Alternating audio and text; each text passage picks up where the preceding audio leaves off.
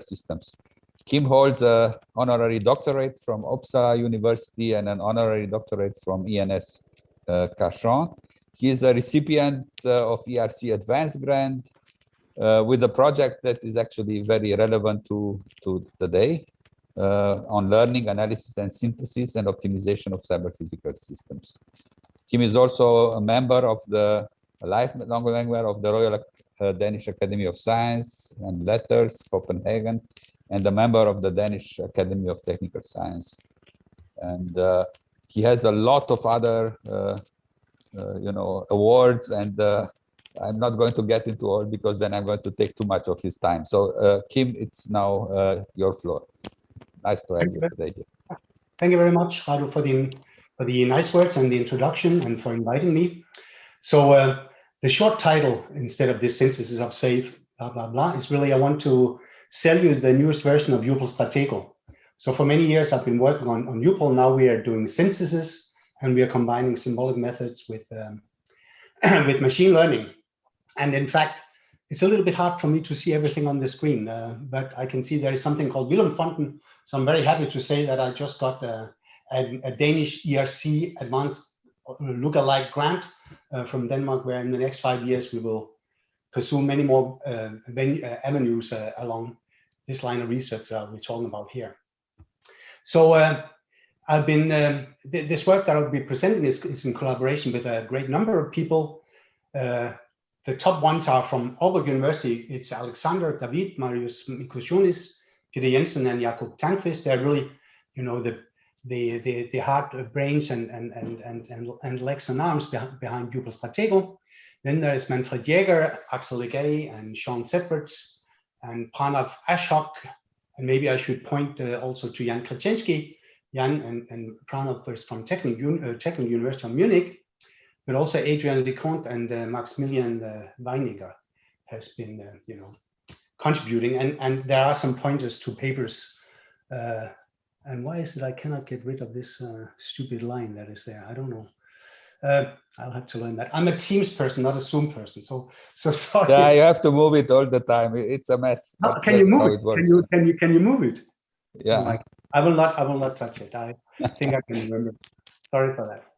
Anyway, so I think these people really have been working very hard in developing the tools in various directions. So in my center, we work a lot with companies that come from embedded systems, cyber-physical systems. So you really want to come up with control programs that can say, here to the far right, maybe you cannot quite see what it is, but it's a Danish pig stable. So you have pigs in there. You want to automatically synthesize control for the climate, the good climate that should be in those tables.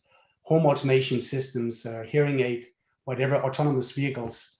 And of course, we need models where we can talk about discrete phenomena, but timing, of course, is important. Consumption of resources, stochasticity that Peter just talked a lot about, but also all kinds of other continuous phenomena like, let's say, the temperature in such a pig stable.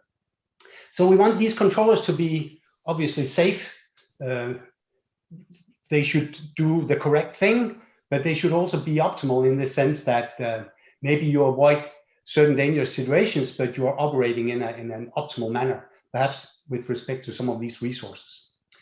And of course, we would like to use synthesis techniques to come up with safe and optimal techniques. And we have been doing this since the last 5 years, and even further back. But the problem is that you also would like to put those strategies that you synthesize into small little devices like a pacemaker. So how can we make these strategies that we synthesize compact in addition? So what I will do here is there was a Dagstuhl in October 2019, which was about autonomous. There was a very long title, but there was a smart farming challenge. And I want to show you what the current version of UPPAAL Stratego that we are about to launch can do for you on that smart farming challenge.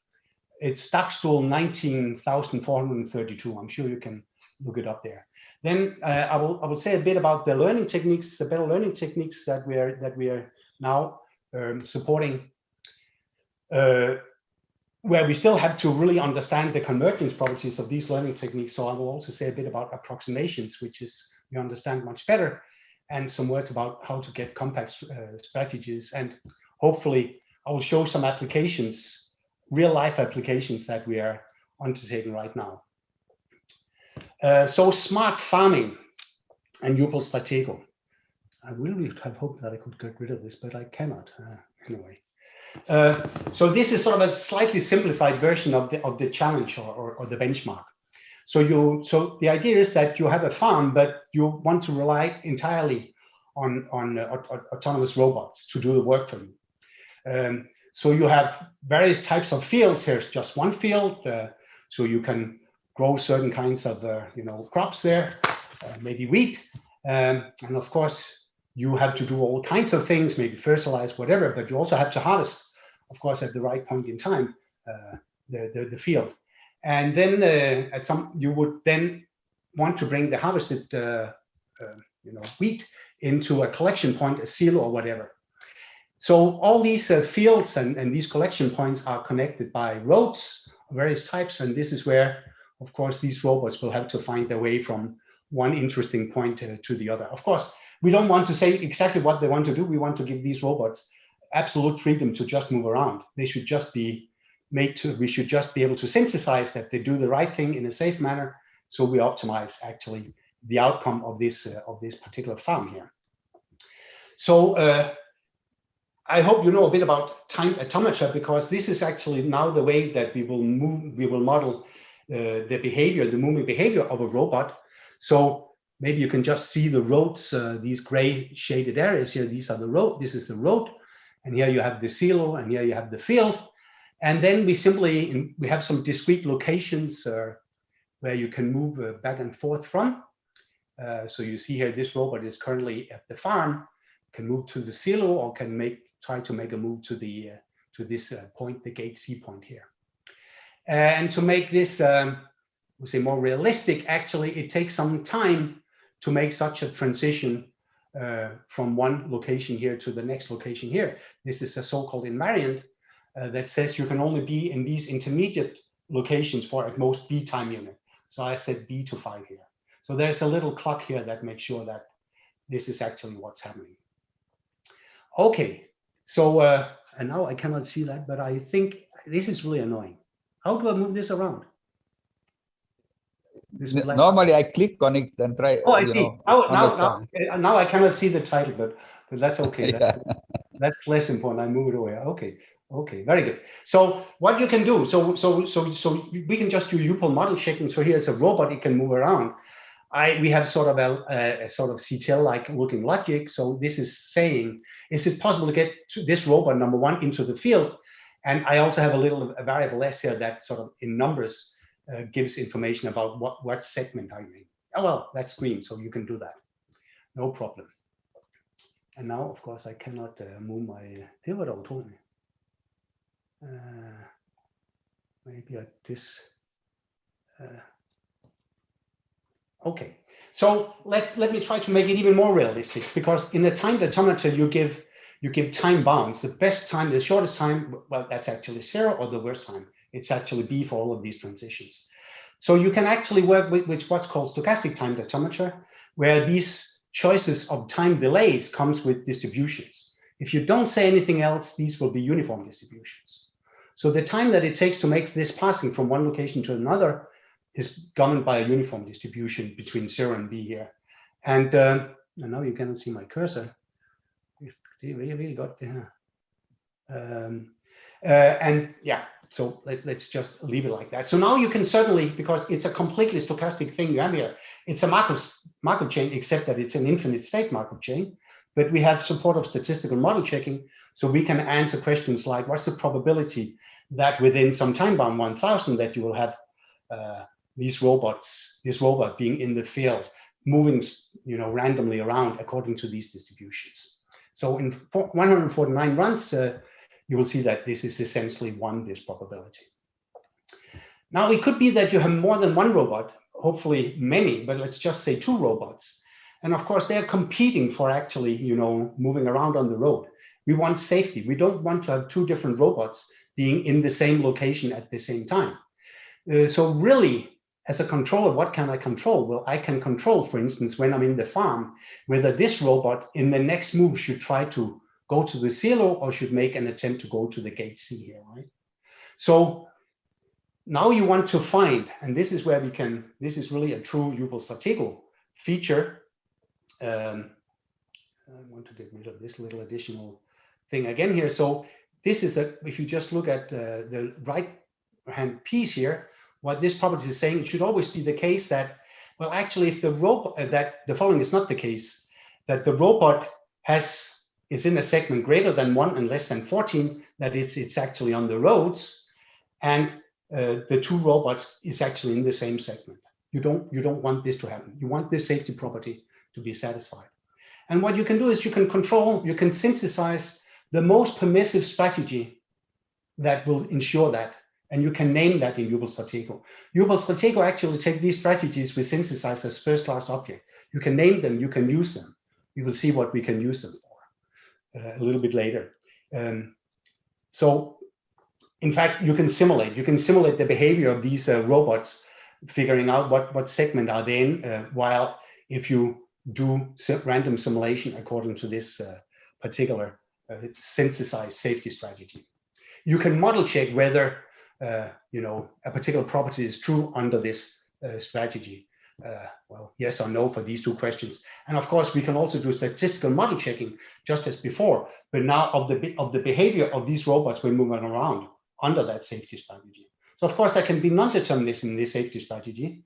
It's most permissive. So this non-determinism that you have there when we do statistical model checking is resolved sort of, I would say, again, using uniform distributions.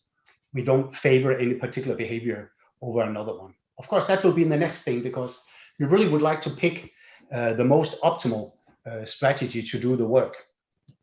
So let's try to extend now the scenario. You have the robots, they can move around.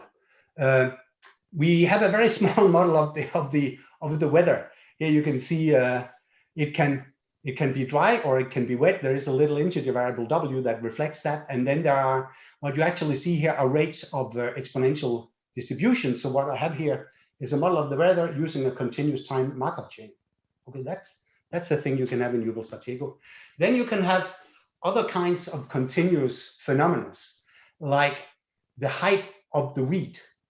This is F, described by a differential equation. The amount of corn you have in your silo, that's the variable C, again described using a differential equation. Or the load that these two agents will have at any given point in time. They can change because it might be that you are harvesting or you are unloading your load, and depending on what you're doing. So these harvesting and storing are little Boolean variables that will be set at the appropriate moments in time and will decide precisely what is the differential equation you're looking at. So you can see the wheat here, there is a maximum, the maximum height of the wheat. So the wheat will grow proportionally to the difference of the maximum height and the current height. It will be encouraged by having having some wetness. And if you are harvesting, of course, that will contribute in a negative manner to the height of the wheat. Let me not explain the other differential equations, but you can actually write arbitrary differential equations as you like.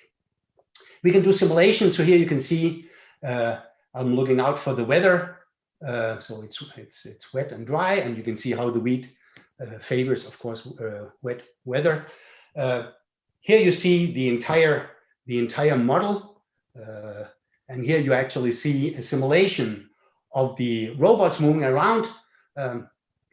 Quite arbitrarily. This is a random simulation. What you can see here is actually, you can see here I'm way into the simulation, so you can see the height of the wheat is growing. Then apparently it was being chopped down because there was a robot coming by. So on and so forth, and the purple and the orange line is the load of these two robots, and there's supposed to be another little plot here, which is actually the amount of corn that you have in the silo. That was very short. So now you saw a little demo of the simulation features that we would like to offer you. But I haven't talked anything about strategies so far. So let me just say what is the workflow under UPPAAL Stratego. So we have this infinite state Markov decision process. We have these continuous phenomena that will, that is described by differential equations, of course, depending on what is particular location of agents. So it's an infinite state, or as we call it, an Euclidean Markov decision process. And that's really the object where I want to do my optimization.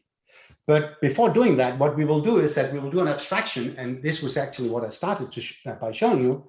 We will abstract this Euclidean Markov decision process into a time game. So it's a two-player thing, but now played on a timed automata. And this is precisely where we can synthesize absolute safety strategies, most permissive safety strategies. So this is this sigma here. You already saw that I did that for the movement of the robots. We can do model checking of this safety strategy. You also saw that. But what we can also do is that we can now impose this safety strategy like a shield. I think Ulrich Bloom talked about shielding. So we did this, I would say, even more years ago. So you can use that as a shield that you add on top on the Euclidean Markov decision process before you start doing what? Well, doing learning, doing reinforcement learning, where you try to optimize. You want to find an optimal sub-strategy, sigma 0 here, that will optimize some expectation of a cost or expectation of a gain. So that's what you can do. And then hopefully you get, you can then use that optimized strategy to analyze further what is the behavior of your infinite state Markov decision process under that learned optimal sub-strategy, a sub-strategy of the safe strategy. So if I go back to my smart farming, well, we saw this sec safe. We already had that in our hands. And now we want to use that. So this is a bit of a mouthful, but what I really want to maximize is I want to maximize this continuous variable C. That was the amount of corn that you had in your silo. And for some time duration, this little red annotation here is like information about that we will want, we actually allow that you take partial observability into account. So in a sense, our strategy will only depend on the loads and the time. So now I have my optimal opt-harvest strategy in my hand, and now I can examine that. I can see what's the expectation of this amount in the silo under. Well, let's start by looking at what is to be expected if I just follow the most permissive safety strategy, and this is the sort of average that you will get in terms of the value of C, 338,000 something. But now if you look at the same expectations, but now under this learned optimal sub-strategy, you will actually get almost threefold as much gain out of that. So that's that, I think, and you can get some nice plots in addition to that. So what is the learning method that we are using? So we actually published that at the 2019. So you have this infinite state Markov decision process. In fact, the states here are like sets of some k-dimensional version of the reals. So you have C, F, and the loads and whatever. So these are essentially the states. Then you have a finite set of discrete control actions you can perform, and then given a concrete state and one of these control actions, what you get from your transition function is actually the density of the successor state. Right. And given that you take such an action that will take you to a certain target state, that actually also incurs a certain cost. So you have next state density function and cost functions, and the overall goal is actually to reach some designated set of goals to be reached. So everything I'm saying here now will assume that you stay within what you can call them measurable Borel measurable sets for all the math to work out, but you can read about that in this ADPA paper. So what is it we want to find? Well, we want to find a strategy, maybe a mixed strategy, where for any one of those given states, you have a probability over these controllable actions. So that's a strategy. And now, if for any one such strategy, you can talk about the expected cost of reaching the goal under that strategy. And obviously, what we want to find is we want to find the strategy sigma star that achieves the infimum of this expectation over all strategies.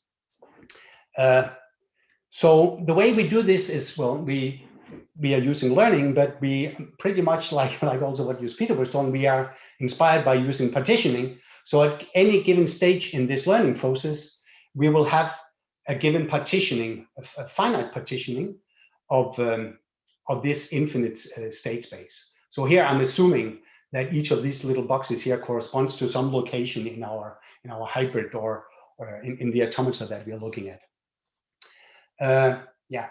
So with this partitioning, there you also comes, I would say, an abstraction of the transition function.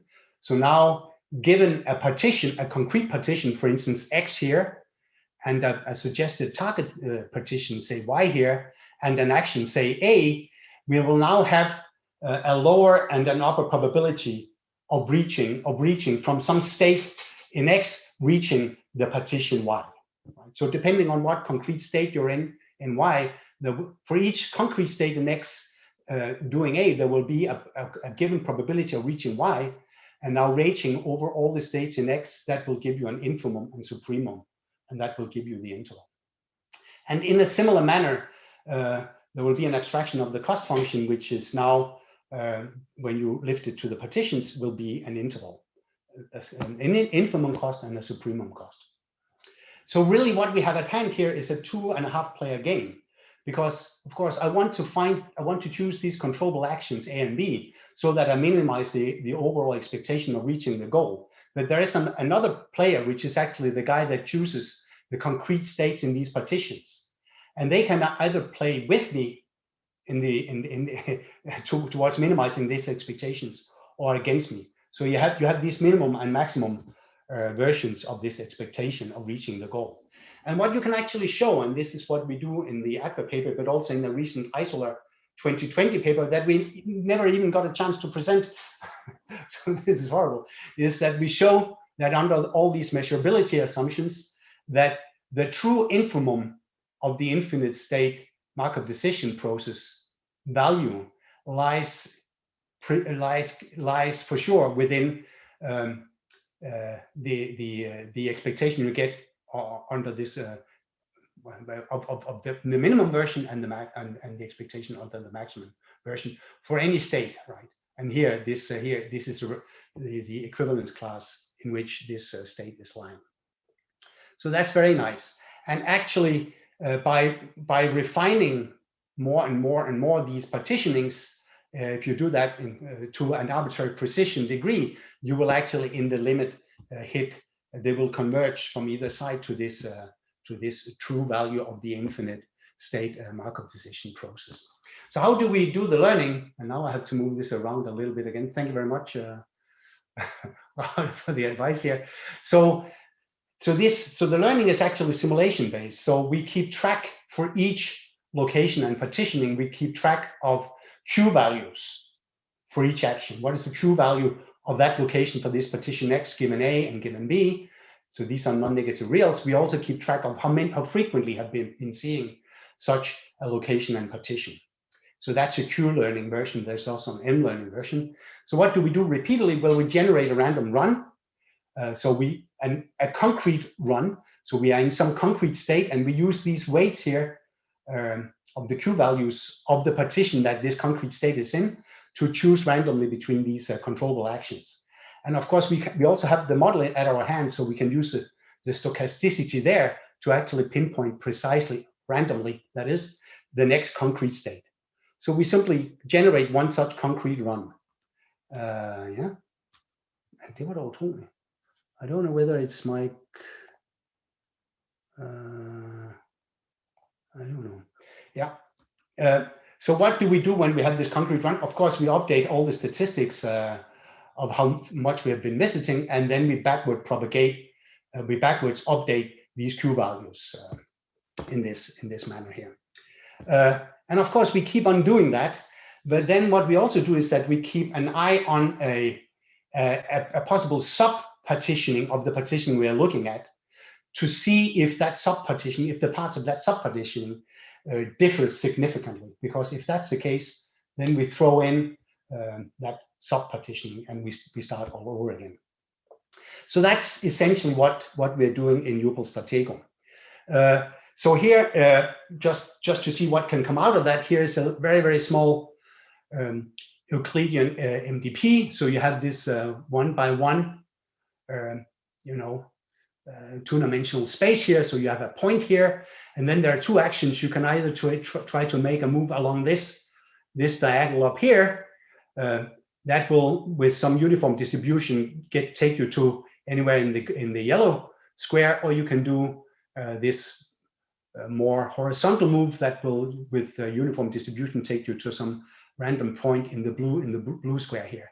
And you really would like to get to this nice green bar here before hitting the red danger zone here. And here you can see the strategy that Stratego learned after some number of iterations. So up here, it's very safe. You can just go for the fast, safe move, and down here it's better to go for the slow move here. Actually, I forgot to say that the slow move is not all bad because it's quite cheap. So that's good, whereas the fast move is quite costly. But this is the cost optimal strategy that UPPAAL Stratego learned. And here you can see the lower and upper bound cost bounds. But of course, we could also just have used heavy duty Mathematica, and we tried to do that and simply partitioning things and spend a lot of hours trying to, with finer and finer partitioning, trying to compute lower and upper bound expected cost and corresponding strategies. And then this is what you will see from that. And we know, of course, that these will converge. We could actually also re-examine these strategies that we learned and actually explicitly compute using numerical analysis what are the expected costs that the best expected lower and upper bound cost that we could obtain from I would say either the coarse partitioning here with few learning steps or the more refined partitioning here over here. And what you can see is actually that the learned expected cost is not always strictly within the lower and upper bound. And why is that? Well, because we only spend some amount of effort in doing the learning. So sometimes in a partition, we didn't learn the optimal move in that particular thing. But of course, what we really would like to prove is, and this is still a challenge for us, is to prove the convergence of this learning method for Euclidean MDPs. I will skip this thing with the compactness, just to say that as we speak, we are using UPPAAL Stratego to control traffic lights in Denmark. We made even a company. So this is one traffic light in Aalborg near me. So of course that's very important. It's the exact same traffic, and this is the old controller, and you can see cars are stacking up. And here you see the smooth UPPAAL Stratego control thingy. We also are using UPPAAL Stratego to control in a safe manner what's called basins or water management for urban water in a safe manner. Yeah, let me stop here. I spent quite well my time. Thank you very much. Thank you very much, Kim. A wonderful talk. I mean, your applications are amazing. Yeah, you see now. Do we have... Yeah, exactly. Yeah. Any question from the audience? So I have a question. If I take advantage of the fact that nobody announced himself. So when you design the strategies, you assume that the automata are given, yes? So what you synthesize is essentially the actions on the automata, am I right? So you're not looking at synthesizing structure. So the structure is given, and you just synthesize the. Well. We also applied this to railways. I mean, think not of farming, but controlling trains on train stations. So there, the idea is that you would, and also in this water thing here, we will generate this model of mobility, so to speak, directly from images. So if you give me a blueprint of a railway network in a station, railway station, or some satellite pictures of here you see a particular, it's not a lake, it's a pond, then you can construct these I would say large part of the models directly. No, so in fact, I was just trying to understand how this relates to to policy gradients in reinforcement learning. So there you have an architecture too, but our learning method is reinforcement learning. So we are. I know. Yeah. But I was wondering whether you could use policy gradients. I mean, you're doing some kind of partition refinement, in your learning. Maybe in the partition one could be smarter, but here we are simulation based. I mean, this is an infinite state space, right? So I really think, and this simulation-based reinforcement learning that we are using actually works very, very fast. So No, but I mean, these policy gradients are similar. I mean, you essentially sample an execution. I mean, you do a simulation, and based on that simulation, then you try to find your, you try to find the gradient, so that's why it's called policy gradient. So you go in the direction, the gradient direction, the most reward. In your case, we would minimize the that you would have, I'm sure. Anyway, it's just an idea. Maybe you can play with that too, So I mean, for us, the challenge is the following. But it's very nice. I mean, it's the challenge is like the last point. I mean, we want this to operate online. So when we control traffic lights, it's not that we spent 1 year and then we synthesize the strategy. It's being computed online, like in a residing horizon manner. So to keep up with the speed is very important. We also would like that to learn strategy profiles for multiplayer systems. So maybe these robots are really having their different objectives. Maybe it's not the same objective they're working towards. So we are very interested in trying to extend these learning techniques we have to learn strategy profiles. Maybe Nia Peterman, that I think is listening in, could give some advice there. All right, so let's close it here. Very, very nice, very interesting talk. So we are now going to take a short break until, I mean, we are 15 minutes late. I hope that's not going to be too much of a problem. So let's reconvene at 45 now. So in 7 minutes. And super. All right. Thanks, guys. Very nice talks.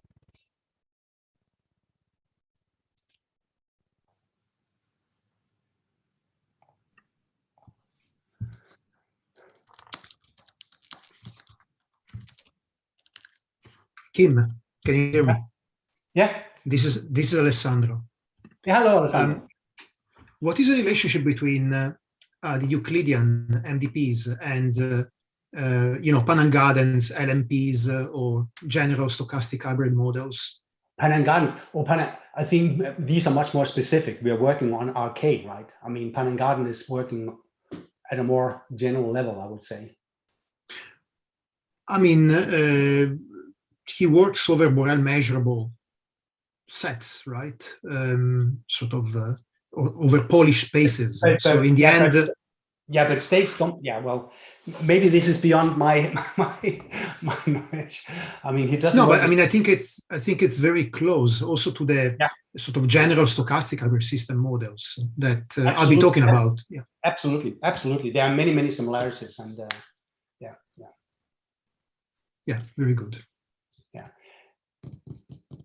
And it's in discrete time still. No, time is continuing. Well, time is continuous. Yeah, because time is like a part of the time is one of the dimensions that you can have. Yeah. Okay. But the actions are discrete, right? Yeah. Okay. Yeah. So That's good.